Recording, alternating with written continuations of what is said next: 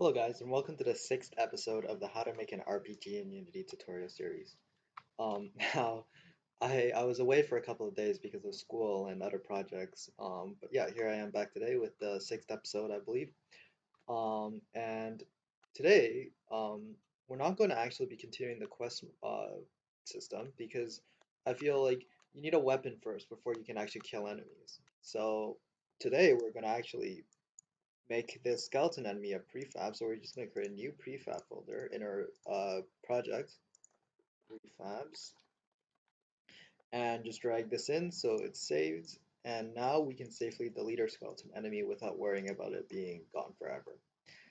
And what we're going to do today is we're going to just right click 3D object, cube, and this is going to be our stand-in for our first pick up weapon. And I guess, yeah, this will be our first weapon. And nothing more to it. We're going to create another object and under this cube called uh, collider. So basically this will detect if our player is um, within the cubes or our weapon's radius of pickup. And if it is, then we'll be able to let the player pick up our cube slash weapon and equip it and use it. And what this will lead into is a hotbar system, a basic crude inventory system, a pickup system, and obviously we'll be able to use our weapons at the end of the day. And yeah, we won't actually go into a saving system yet. I was thinking like I would save that towards the end of the game. Um, and but for now, we're just going to create this weapon system that we can pick up, drop. Now, I did make a weapon system tutorial in my FPS weapon system tutorial series. And I'll put a link to that in the description below if you want to make more sort of more like an FPS RPG.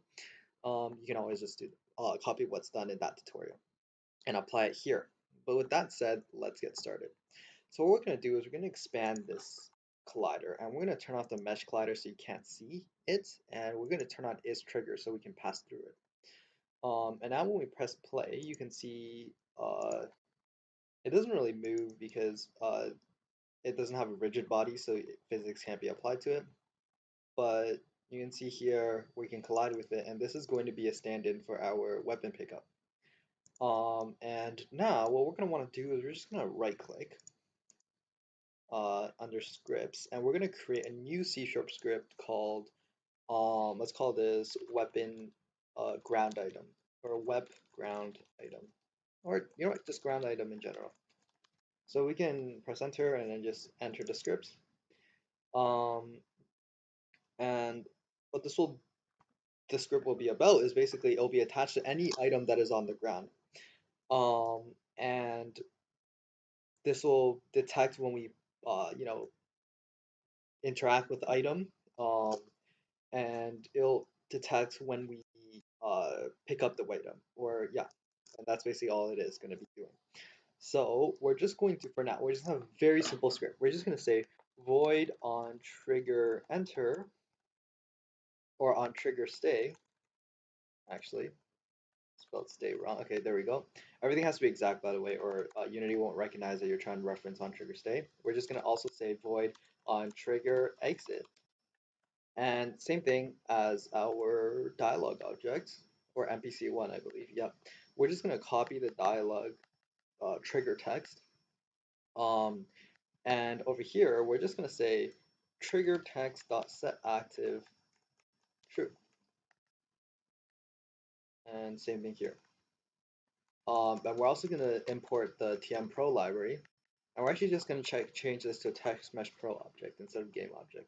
Now you can't set a text mesh pro to active, so we're going to reference the parent game object of the text mesh pro by just saying trigger text.game object that's set active. And we're just going to set this to false over here. And what we're going to do now is we're going to say trigger text.text is going to be equal to, let's say, press E to pick up. And we're going to actually have a variable, public string variable for the name of the object, and we're going to input it here. So whatever we call this ground item, we're going to be able to pick it up or we're gonna have the display of the name of the pickup item in our trigger text, which would be really cool. And now we can go back into our game, attach the ground item to the collider. So now once we have our script attached to our collider object, what we can do is we can just drag in our dialog object, you know the drill, or sorry, our trigger text. And the name of this object would just be, let's call this wooden sword.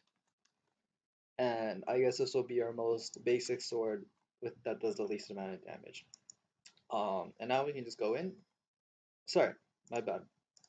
We're actually gonna have to say public new string name, because right now name actually references the name of our object, not our new string that we have here. So we have to say new string so that Unity knows that we're going to be talking about um, the string that we input, which would be wooden sword, instead of the name of the object, the game object, which in our case is collider. So now when we go back into Unity, you can see here we can say press E to pick up wooden sword. And right now if we press E, it doesn't really do anything because we didn't code it yet. But now, yeah, this is pretty much how it is. And when we walk out, we can no longer pick up the wooden sword.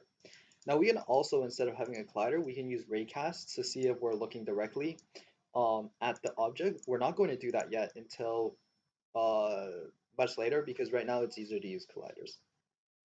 But we can also use raycasts, and it's probably what we will do later on in the story, or later on in the game development of this game. And yeah, next thing we're going to do is we're just going to say create a hotbar system, a very basic hotbar system in our player. So okay, let's right click and create C# script, and let's call this web object data. And in our player data script, or actually first what we're going to have to do is we're going to have to go into the script, and we're going to delete all of this, and this is going to be a scriptable object. So we're just going to change model behavior to scriptable object, and we're just going to have we're going to create a new asset menu, and the menu name will be let's call this I don't know, object slash type. And now basically when we go back in Unity and save that and let it compile, when we right click on our inspector, we can see a new object here that pops up, and we can put in type. And we create a new type of object, we can say wooden sword. Boom. And we're gonna create a new folder for object types, objects, just so we have an easier way of storing all our weapons and food items and whatnot later in the game. And yeah, so what we can do is we can just say in actually right now we don't really need much. Yeah, we don't really need much. We just kind of need this here. And in our player controller, or sorry, not our player controller, where is our player data? There we go. Okay, so in our player data, we're gonna have an array of object data. So we're just saying public object data, open close box brackets, hotbar, and this will be this piece will store what is in our hotbar. And now in our quest obj, or sorry, ground item. Oh, whoops. I should not have closed that. Whenever we can just open it later. We're just going to reference the object data. So we're going to say public object data, and this is going to store the object data of the weapon or item we're going to be picking up. So we're going to say public object data pick up item. And this is why we probably shouldn't have closed the script. My bad. We're just going back into player data. And what we want to do is once we pick it up, so if we're going to say if input dot get button down, or sorry, get key down, get key, if I can spell it, get key down, key code dot e.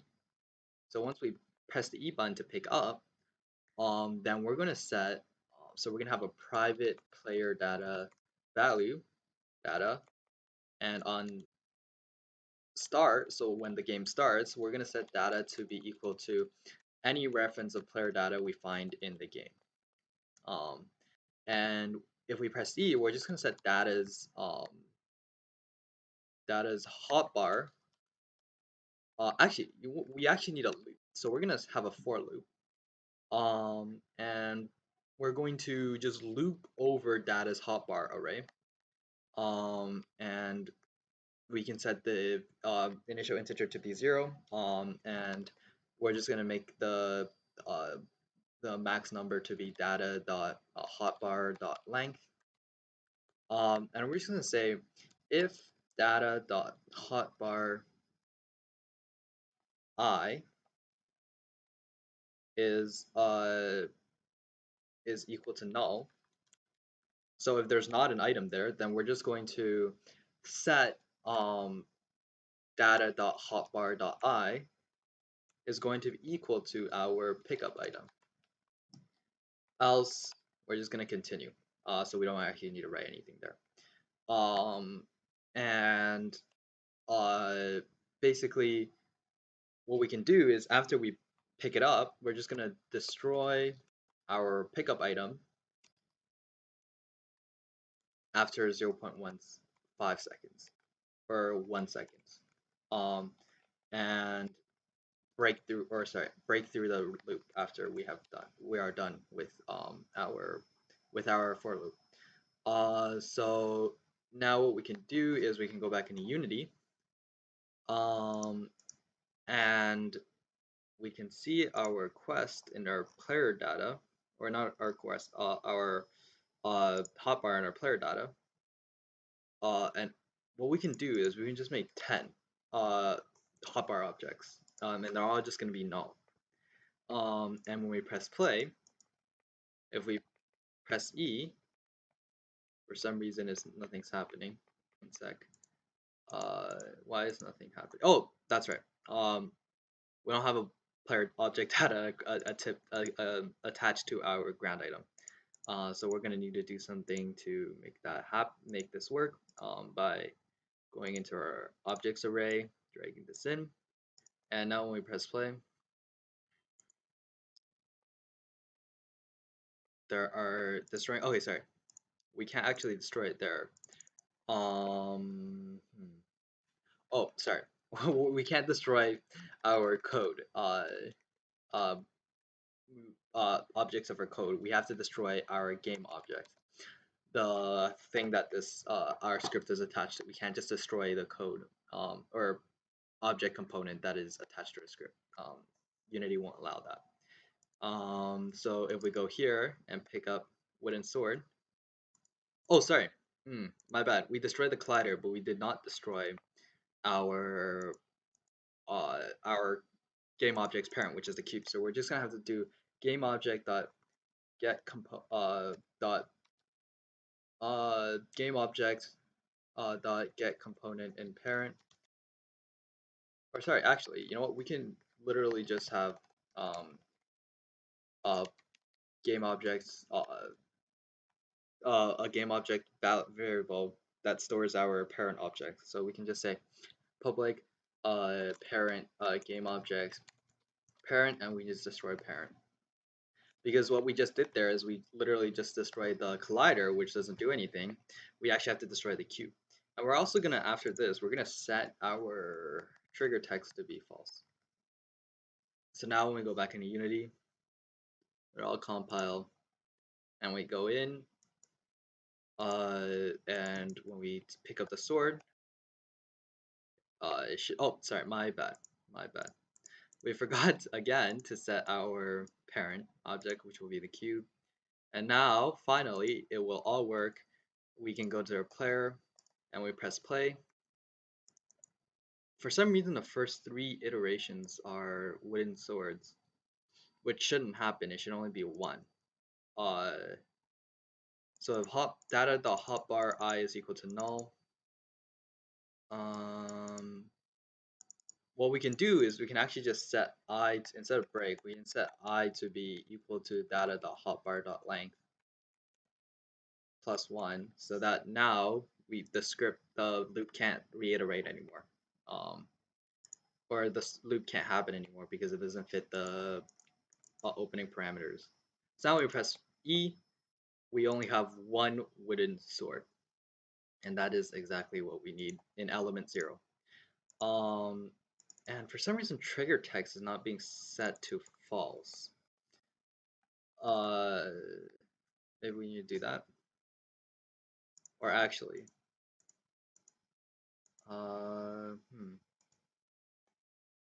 okay, we can have a private bool because we're doing this destroying the object in 0.1 seconds, and technically during that 0.1 seconds after we set the trigger text to be false, we're still in the trigger, so our on trigger void state code line of code here will override our line of code here, and make it so that the trigger text will redisplay before it gets destroyed, which we don't want.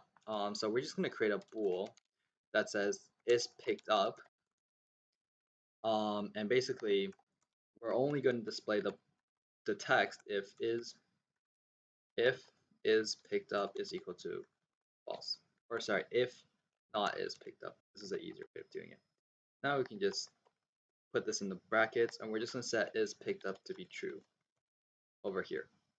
Perfect. So now when we go back into Unity, everything should work. And hopefully there we go. But now we have 3 objects here for some reason, which we don't want. So what is the problem?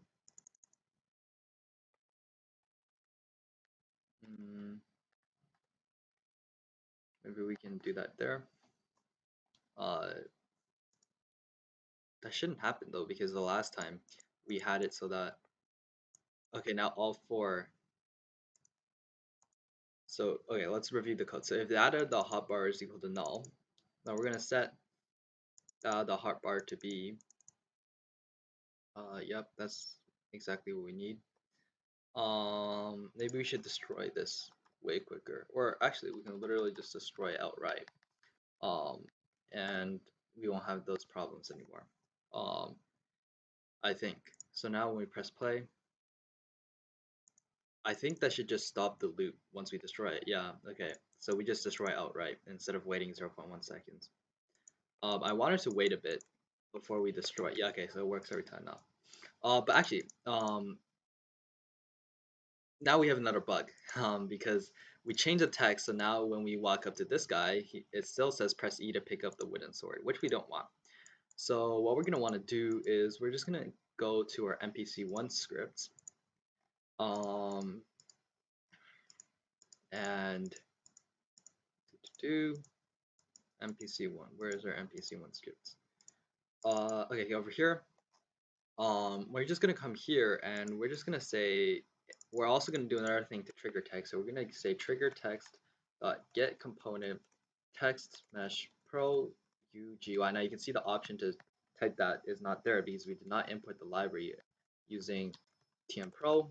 And once we have that, we can change its text to be press E to talk to, and who are we going to be talking to? We're going to be talking to our friend, what was his name? I forgot his name. We're just going to have another public string for NPC name, and we're just going to have NPC name pass along here.